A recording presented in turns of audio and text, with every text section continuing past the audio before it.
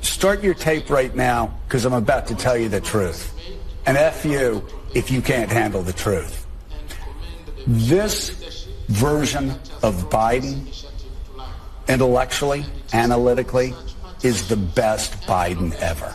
Not a close second. And I've known him for years. The Brzezinskis have known him for 50 years.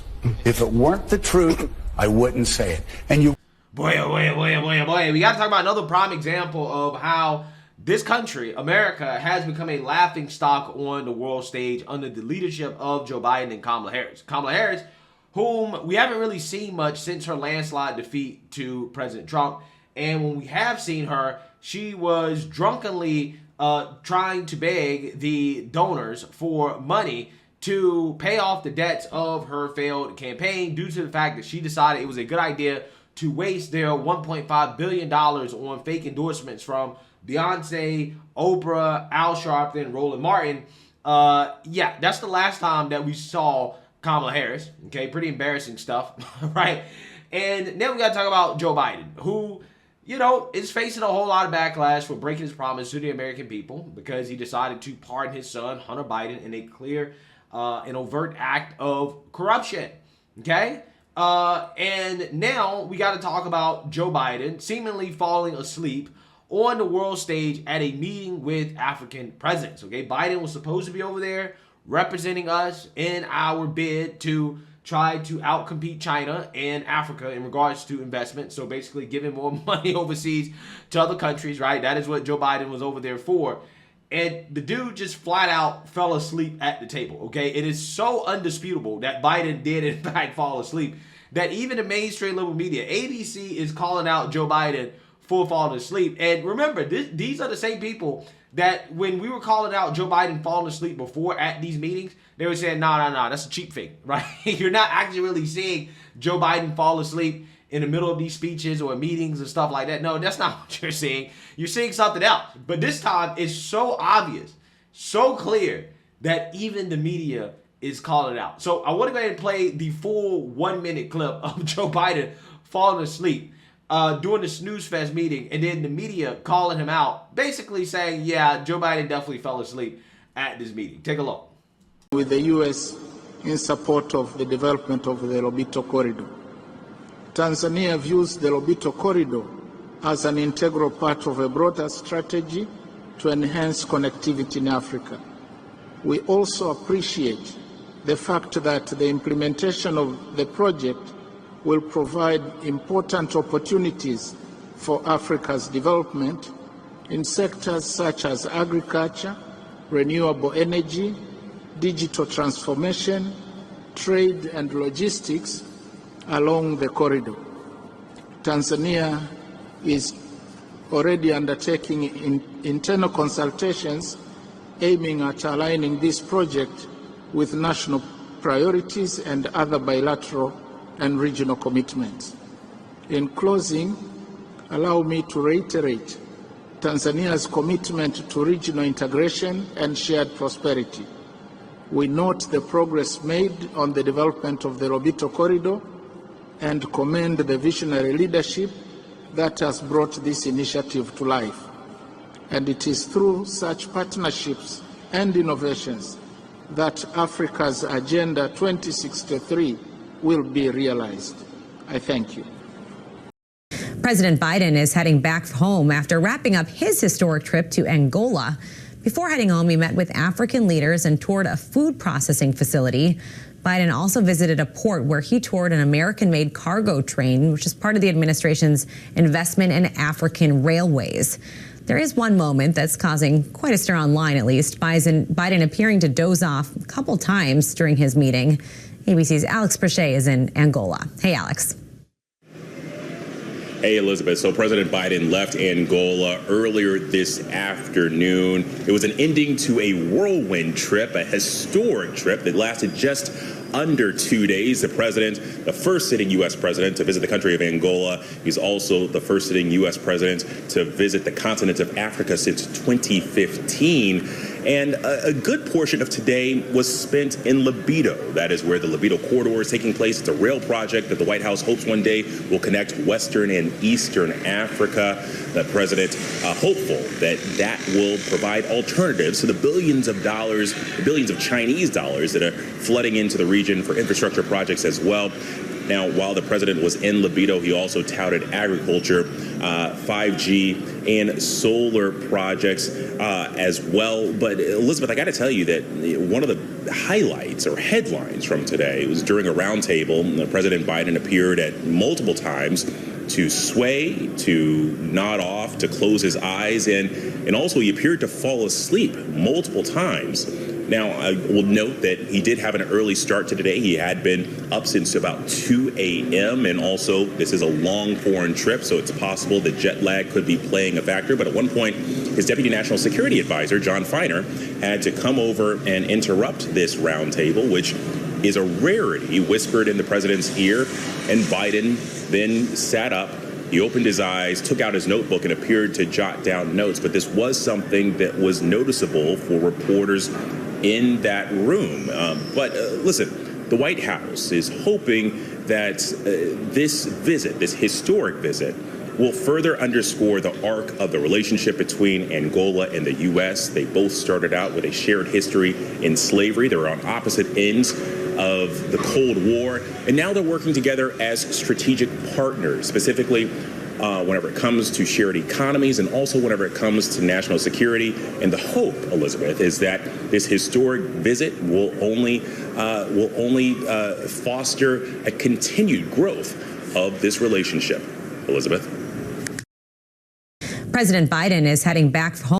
Yeah, so you see that, you heard that. Okay, this is embarrassing. Completely and totally embarrassing. Okay, our country cannot be taken seriously with this type of leadership. Okay, Joe Biden's getting lost. He's falling asleep. He doesn't know where he's at. He is forgetting the names of world leaders and events. He's talking about meeting with dead people, right? I mean, it's at the point now where I don't understand how is it that we're okay with this man still running the country, right? How is it okay for this man to still be president of the United States? It doesn't make any sense. And I personally think that stuff like this is just another damning indictment of Kamala Harris, because if she was as amazing as the mainstream liberal media claimed, right? If she was ready for leadership, if she was truly ready to be president of the United States, why is it that Kamala Harris is not doing these meetings? No, serious question, because if Biden clearly is so old, he's so out of it that he can't even stay awake during the meetings with world leaders, then why is it that Kamala Harris is not doing this stuff? Why is it that Kamala Harris is not taking more of a leadership route in the administration if Joe Biden clearly doesn't have what it takes to actually go out there and to represent the country in a way that we can be proud of, right? I mean, I can't even say that we can be proud of the President of the United States in regards to how he carries himself on the world stage. It really is shameful. It really is. And again, Kamala's nowhere to be found. Last time we saw her, she was drunk. Okay? She was drunk. And when we see Biden, he's asleep. Right? This is crazy. This is insane to think about. People should be outraged. They should be outraged at the current leadership that is happening in this country. But no. The liberal media, no, they're not outraged by Joe Biden's leadership or his lack of leadership. No, what they're outraged about is Trump showing actual leadership, which is what Joy Reid decided to rant about when it comes to Trump putting Canada and Mexico in their place. Take a look. We are seeing a global trend of the far right surging. It isn't just happening here. But let's bring you back to the U.S. and to our local gangster, Donald Trump.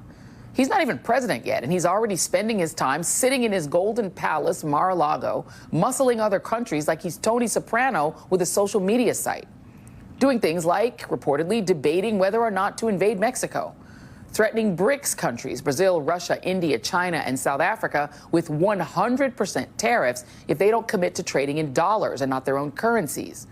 Demanding Hamas release all hostages being held in Gaza before his inauguration, or there will be, quote, all hell to pay in the Middle East. Even reportedly threatening Canada. According to Fox, when Canadian Prime Minister Justin Trudeau went to Mar-a-Lago this weekend to try to talk Trump out of his 25% tariff threat, Trump apparently suggested that if Canada can't handle the tariffs that would violate the NAFTA upgrade Trump himself signed into law, the USMCA, they should just become the 51st state.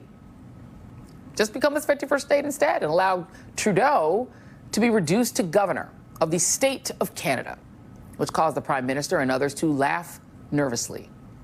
And while some are writing that off as just a joke, just a few hours ago, Trump posted this obviously AI photo of him standing on a mountaintop next to the Canadian flag, looking off into the distance with the caption, "Oh, Canada."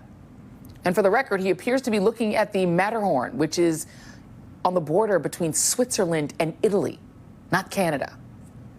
Oh, and let's not forget, this is the same Donald Trump who at one point seriously wanted to buy the nation of Greenland, even possibly trade it for Puerto Rico. I wonder what this guy has against Puerto Rico. I'll just keep noodling on it. I'm sure I'll figure it out. Bottom line, this is how Trump operates on the world stage. He acts like he's everybody's boss, like he's the king of the world, which is bad news for basically everybody, unless your name is Vladimir Putin, the boss to Trump's underboss. The question now is, will any other leader stand up to him? And who? Who becomes the leader of the free world when Donald Trump ends Pax Americana as we know it? As Nicholas Grossman writes for The Bulwark, there is no undoing damage in history. It is up to those with power and influence to limit it now, and up to future generations to deal with it later. The post-Cold War international system has serious flaws, but at least there are clear enough rules that charges of hypocrisy mean something. Even rules more honored in the breach will be preferable to the lawlessness Trump's second term could invite. Yeah, so I want you guys to understand. Joy Reid thinks that it is an issue that Trump is actually showing real leadership on the world stage by essentially telling Justin Trudeau that, hey, if Canada can't survive without being a welfare state of the U.S., then, hey, we should just annex Canada, okay? We should just make Canada a part of the United States since you guys can't seem to survive without ripping us off, okay? Trump is being diplomatic, right? He's not falling asleep at the table with world leaders. He's working hard. He's working his ass off, really, post the election to bring together his team for the next administration. But Joy Reid is concerned about that, right? His leadership, okay, on the world stage, but not Joe Biden. And the fact that Joe Biden is literally non-existent. Like, we don't have a leader, right? Right now, our leadership is completely and totally non-existent. Biden's fallen asleep at the table with African leaders, which, by the way, if Trump was to fall asleep at the table with a bunch of African leaders, what do you think the mainstream liberal media would be saying?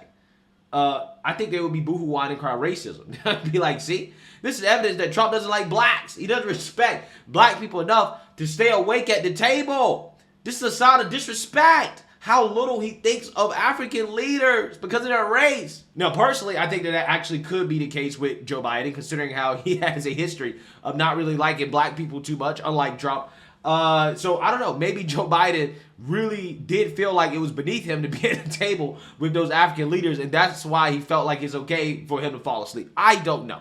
I just know that if Trump did that, these people will be losing their minds, okay? They're losing their minds over Trump actually showing real leadership on the world stage. So I know they'd be losing their mind if Trump was actually absent of leadership on the world stage like Joe Biden. Now, this comes as Biden is allegedly having discussions about preemptive pardons for those that the liberal media claims are in Trump's crosshairs, okay? They're using Trump as an excuse to pardon corrupt Democrats and Trump deranged government officials that worked for the Democrats, that worked for Joe Biden, like, for example, Tony Fauci, who is under investigation by the GOP for going out of his way to cover up the origins of the pandemic and whether or not the United States was involved in funding this virus. Take a look. Welcome back. The House Select Committee on COVID is levying very serious accusations against public health officials, including a potential cover-up. Their bombshell report also reveals major findings on the virus's origin. So this report's just out, and Chad Pergram has the latest from Capitol Hill. Good morning, Chad. Dana, good morning. Republicans on the committee argue the origins of COVID were tied to a lab in China, and there may have been cover-ups about pandemic information from those who work on public health. There are questions about a possible criminal probe. There are some recommendations we might make and have made for criminal referrals, but at the same time, a lot of the information should be looked at further, maybe by Department of Justice, and decide if there are further actions to be taken. Can you name drop anybody? Would that be Daszak and Morin? Well, I think that's a good place to start. Republicans on the panel say Peter Daszak of EcoHealth used taxpayer dollars for gain-of-function research in Wuhan. They claim that David Morins, an advisor to Anthony Fauci, tried to hide pandemic records. But Democrats stand by Fauci.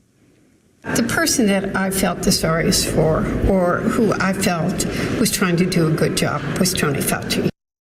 Democrats on the committee say Fauci did not suppress the lab leak theory.